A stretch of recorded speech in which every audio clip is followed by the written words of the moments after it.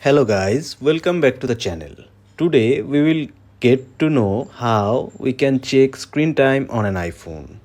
Screen time encourages younger users to engage in healthy viewing habits that can lower their risk of myopia, and it can help reduce eye strain for users of all ages. In moderation, certain types of screen time can be beneficial. Video gameplay, for example, has been shown to boost problem solving and creativity.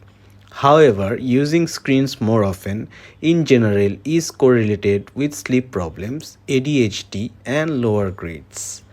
Therefore, one needs to be aware of the screen time. Screen time provides information about how you use your device, including how much time you spend using certain apps, how often you pick up your device, which apps send you the most notification.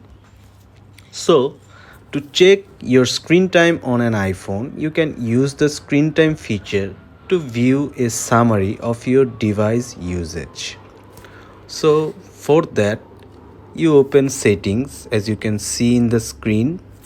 You choose screen time as you can see in the screen.